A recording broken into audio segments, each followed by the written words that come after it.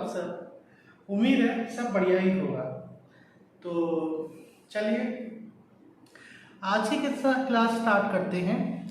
आज की क्लास में हम स्टैटिस्टिक्स फॉर इकोनॉमिक्स और 11th class chapter number 2 meaning, scope and importance of statistics आगे कंटिन्यू कर रहे हैं। ठीक, लास्ट क्लास में बच्चों हमने importance of statistics in business जितने भी थे वो सब पूरी तरह से डिस्कस कर लिए थे with examples.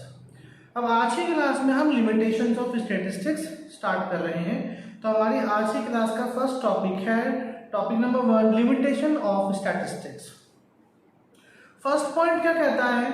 Statistics does not study qualitative phenomena. Statistics जो है वो क्वालिटेटिव फिनोमिना को स्टडी नहीं करता। Statistics can be applied in studying only those problems which can be stated and expressed quantitatively. जो भी डाटा क्वांटिटेटिवली होगा, सिर्फ स्टैटिस्टिक्स उन ही डाटा को क्या करता है, मेजर करता है, उनको रिकॉर्ड करता है। ठीक है, उनकी स्टडी करता है। ठीक है, qualitative characters such as honesty, poverty, welfare, beauty, health etcetera can not directly be measured quantitatively. कहते हैं इसमें जो फर्स्ट पॉइंट में ये कह रहे हैं कि यहाँ पर हम जो ऑनेस्टी होती है किसी पर्सन की, ठीक है, किसी की क्या होती है, ब्यूटी होती है, उनको हम डायरेक्टली नहीं कंसीडर कर सकते। ठीक है, यह हमने पहले भी देखा था कि किसी की ईमानदारी को, किसी की सुंदरता को, किसी की इंटेलिजेंस को हम माप नहीं सकते with respect to the numerical term. बस हम उनको एक रैंक प्रोवाइड कर देते हैं, जैसे फर्स्ट, सेकंड, थर्ड। लेकिन हम किसी के लिए कोई ए पर्सन ज़्यादा खूबसूरत हो सकता है और किसी के लिए शायद कम भी खूबसूरत हो सकता है। तो इसलिए यहाँ पर यह कहा जा रहा है कि जो स्टैटिस्टिक्स होता है उसके अंदर क्वालिटेटिव फिनोमिना को नहीं लेते। किसको लेते हैं? सिर्फ न्यूमेरिकल डाटा को ही लेते हैं। न्यूमेरिकल डाटा को ही लेते हैं ये लोग। तो फिर एक लिमिटेशन होगी ना ये कि ये लोग क्या कर रहे हैं, हेल्थ को, ब्यूटी को, इन सब चीजों को कंसीडर करते ही नहीं है। नेक्स्ट पॉइंट है बच्चों, statistics does not deal with individuals. Statistics जो होता है वो इंडिविजुअल जो टर्म्स होती है ना उनके ऊपर, उनसे डील नहीं करता। Statistics deals only with aggregate of facts and no importance is attached to the individual item. कहा जा रहा है कि यहाँ पर जो एग्रीगेट ऑफ फैक्ट्स होते हैं ये सिर्फ उनको ही क्या करता है, कंसीडर करता है। लेकिन जो इंडिविजुअल टर्म होते हैं, ठीक है, जो इंडिविजुअल डाटा होता है, ठीक है, उसको ये कंसीडर ही नहीं करता। ठीक है, जैसे कि मैंने आपको बताया था ना कि किसी एक पर्सन की एक सब्जेक्ट के मार्क्स हैं तो वो कंसीडर नहीं किए जाएंगे, लेकिन एवरेज कर सकते हैं। For example, marks of one student of a class does not constitute statistics but the average marks have a statistical relevance। लेकिन अगर उसके सभी मार्क्स से क्या है, रेलिवेंस हो जाए, एवरेज हो जाए तो वो रेलिवेंट है स्टैटिस्टिक्स में। मतलब ये कहना चाह रहा है कि इंडिविजुअल डाटा की तो कोई वैल्यू ही नहीं है। वैल्यू किसकी है? एग्रीगेट ऑफ फैक्ट्स की, एग्रीगेट्स ऑफ न्यूमेरिकल डाटा की है। थर्ड पॉइंट है statistics can be misuse. Statistics का मिसयूज भी हो सकता है। Statistics can be misused by ignorant or wrongly motivated person। कहता है कि अगर कोई पर्सन, मिसयूज किसके थ्रू हो सकता है? जो wrongly मोटिवेटेड है, ठीक है, जो wrongly मोटिवेटेड है उसके थ्रू स्टैटिस्टिक्स किस तरह से हो सकता है, उसका मिसयूज हो सकता है। देखते हैं कैसे। Any person can misuse statistics and draw any type of conclusion he likes। जो पर्सन होता है ना वो स्टैटिस्टिक्स से अपने हिसाब से, उसके पास जितनी नॉलेज होगी उसको समझ करके अपना एक कंक्लूजन बना सकता है। इसलिए ये लोग कहते हैं कि जो स्टैटिस्टिक्स है उसका मिसयूज किया जा सकता है। यहाँ पर एक एग्जाम्पल भी दे रखा है कि statistical method are no substitute for common sense. कहते हैं कि जो स्टैटिस्टिकल मेथड्स है उसका कोई सब्स्टिट्यूट नहीं है, किसका? कॉमन सेंस का। मतलब कॉमन सेंस तो होनी जरूरी है ही। एग्जाम्पल में यहाँ पर क्या रखा है कि there is an interesting story which will justify the view point. Once a family of 4 persons, देखो एक फैमिली में कितने पर्सन है? 4, husband wife and 2 children set out to cross a river. भाई इनको एक रिवर क्रॉस करनी थी। The father knew the average depth of the river. Father को ना उस रिवर की एवरेज डेप्थ पता थी, यानी एवरेज गहराई पता थी उस रिवर की। So he calculated the average height of his family members. तो उसने क्या किया, अपने दोनों बच्चों का, अपनी हाइट का, अपनी वाइफ की हाइट का सम करके डिवाइडेड बाय 4 कर दिया। वही होता है ना एवरेज, तो उसने एवरेज निकाल लिया। Since the average height of his family members was greater than the average depth of the river. अब क्या हुआ, जो उसका एवरेज निकला ना उसके फैमिली मेंबर्स का हाइट का जो एवरेज निकला था वो रिवर की डेप्थ से, रिवर की एवरेज डेप्थ से ज्यादा आ गया। ठीक है, so he thought they could cross safely. तो उसको लगा कि भाई वो क्या कर सकता है, इस रिवर को आसानी से क्रॉस कर सकते हैं। Consequently some members of the family यानी कि children drown while crossing the river. अब देखो यहां से क्या तात्पर्य निकल रहा है, समझेंगे इस बात को। देखो वो ये कहना चाह रहा है कि देखो स्टैटिस्टिक्स में ना कॉमन सेंस का कोई भी सब्स्टिट्यूट नहीं होता। सब्स्टिट्यूट तो होता, कॉमन सेंस तो होनी बहुत जरूरी है स्टैटिस्टिक्स मेथड्स को यूज करते वक्त। अब उस पर्सन ने क्या किया, उसने ना अपने चारों फैमिली मेंबर्स का एवरेज हाइट निकाल ली और उसने उसको ना रिवर की भी एवरेज डेप्थ पता थी, गहराई पता थी। अब उसने कहा कि हमारी तो एवरेज हाइट ज्यादा आई है तो हम तो रिवर आराम से क्रॉस कर देंगे। लेकिन जब उसने क्रॉस कर ली कोई दिक्कत नहीं है। अब उसने देखा कि जब जैसे कि कुछ फैमिली मेंबर्स हो सकते हैं, यानी कि जो छोटे छोटे बच्चे होंगे, जब वो रिवर क्रॉस करने जा रहे होंगे तो एवरेज हाइट से तो कम ही है ना उनकी हाइट, तो वो क्या हो जाएंगे, वो बह जाएंगे उस नदी के अंदर। समझ में आ गया आपको? तो ये कह रहा है कि स्टैटिस्टिक्स के अंदर कोई भी सब्स्टिट्यूट नहीं होता कॉमन सेंस का। तो इसलिए स्टैटिस्टिक्स कैन बी मिसयूज किया जा सकता है। स्टैटिस्टिक्स पर्सन के पास इतनी नॉलेज नहीं होगी, सिंपल सी बात। अब हम देखते हैं हमारे आगे के पॉइंट्स। नेक्स्ट पॉइंट से कह रहा है statistical results are true only on average. Statistical जो रिजल्ट्स होते हैं वो सिर्फ ट्रू होते हैं एवरेजेस के ऊपर ही। कैसे? Statistics as a science is not as accurate as many other sciences are. कहते हैं स्टैटिस्टिक एक साइंस के तौर पर एक पूरी तरीके से एक्यूरेट नहीं होता अदर साइंस के तौर पर अगर देखा जाए तो। Natural sciences are exact as their result are universally true. देखो नेचुरल साइंस के जो रिजल्ट होते हैं ना वो यूनिवर्सली ट्रू होते हैं। नेचुरल साइंस में समझते ना, जो नॉर्मल साइंस होती है भाई H2SO4 का जो फॉर्मूला होता है, ये सब जो फॉर्मूले होते हैं, प्रिंसिपल्स होते हैं हमारे साइंस के, वो यूनिवर्सली ट्रू होते हैं। लेकिन स्टैटिस्टिक्स का जरूरी नहीं है कि हमेशा ये यूनिवर्सली ट्रू हो। However statistical laws are not exact, ये पूरी तरीके से एग्जैक्ट नहीं होते। For example, if average number of theft in a town is 3 per week, अगर एवरेज नंबर ऑफ थेफ्ट, चोरियां जो हो रही है किसी टाउन के अंदर, वो पूरे हफ्ते में कितनी हो रही है बच्चों? 3 बार हो रही है। इसका मतलब ये नहीं, it does not mean that if 3 theft have taken place on the first day of the week there will be no more theft in that week।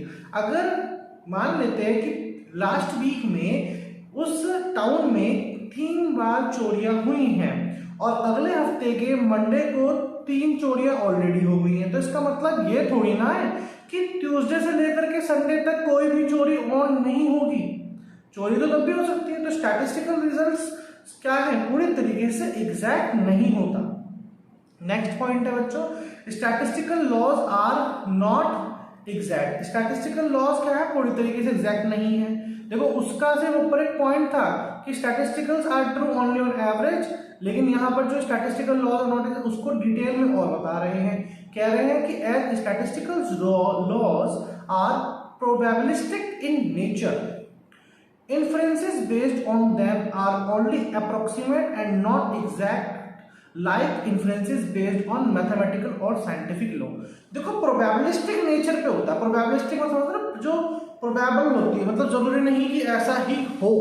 तो स्टैटिस्टिकल लॉज क्या होते हैं, प्रोबेबिलिस्टिक इन नेचर में होते हैं, लेकिन ये पूरी तरीके से कैसे एग्जैक्ट नहीं होते। नेक्स्ट पॉइंट है बच्चों, only experts can make the best possible use of statistics. सिर्फ एक्सपर्ट यूज ही स्टैटिस्टिक्स का बेस्ट पॉसिबल यूज कर सकते हैं। The technique of statistics are not so simple. Statistics की टेक्निक कोई सिंपल तो होती नहीं है। To be used by any layman. Layman का मतलब होता है कोई मामूली पर्सन, यानी कि हम जैसे पर्सन, जो हम नॉर्मल पर्सन है, हम कोई एक्सपर्ट तो नहीं है ना अभी स्टैटिस्टिक्स में। These techniques can only be used by the experts as they are complicated in nature।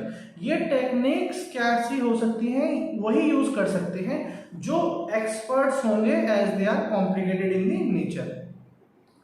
Seventh point कहता है statistical data should be uniform and homogeneous. जो स्टैटिस्टिकल डाटा है वो किस तरीके का होना चाहिए, होमोजीनियस होना चाहिए। होमोजीनियस का मैंने आपको पहले ही बताया था। होमोजीनियस का मतलब क्या होता है, जो सिमिलर टाइप का डाटा होता है ना, सिमिलर डाटा, यानी कि एक जैसा डाटा को क्या बोलते हैं, होमोजीनियस बोलते हैं।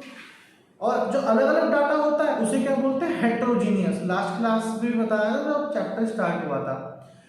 It is essential that data must be uniform and homogeneous. कहता है कि ये बहुत जरूरी है कि डाटा कैसा होना चाहिए, एक यूनिफॉर्म होना चाहिए और होमोजीनियस होना चाहिए, एक जैसा डाटा होना चाहिए। Heterogeneous data are not comparable. Heterogeneous जो डाटा होता है वो आप कंपेयर नहीं कर सकते। एग्जाम्पल देखो यहाँ पर जो देखा, इससे आपको बड़ा आराम से समझ में आ जाएगा। It would be of no use of compare the height of trees with the height of man because these data are of the heterogeneous nature. अगर आपको इंसान की और पेड़ों की हाइट्स को कंपेयर करना है तो ये थोड़ा मुश्किल हो जाएगा। ये एक यूनिफॉर्म और हेट्रोजीनियस नेचर का डाटा नहीं है, क्योंकि ट्री एक अलग स्पीसीज है और ह्यूमन एक अलग स्पीसीज है। तो डाटा कैसा होना चाहिए, होमोजीनियस होना चाहिए। तो ये 7 पॉइंट्स थे आपकी लिमिटेशन ऑफ स्टैटिस्टिक्स के। अब हमारा नेक्स्ट टॉपिक स्टार्ट होता है, topic number 2, distrust of statistics. ठीक है बच्चों, चलिए देखते हैं।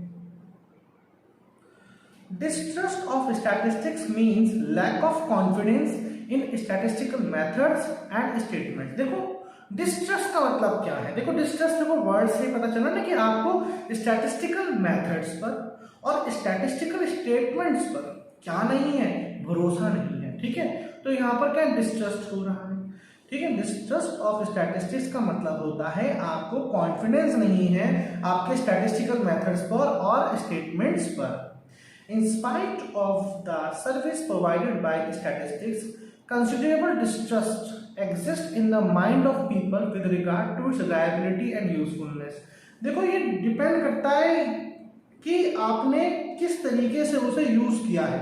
ठीक है, स्टैटिस्टिक्स को तो जरूरी नहीं है कि आप उसके ऊपर पूरे तरीके से क्या करें, आप कॉन्फिडेंट हो सके। क्यों नहीं हो पाएंगे, उसके लिए अभी हम कोशिश पढ़ेंगे ना, वहां पर क्लियर हो जाएगा आपको। The reason for the distrust, देखो रीजन आ गया ना कि रीजन क्या है डिस्ट्रस्ट होने का, is improper use of statistical tools by unscrupulous, irresponsible, inexperience and dishonest persons.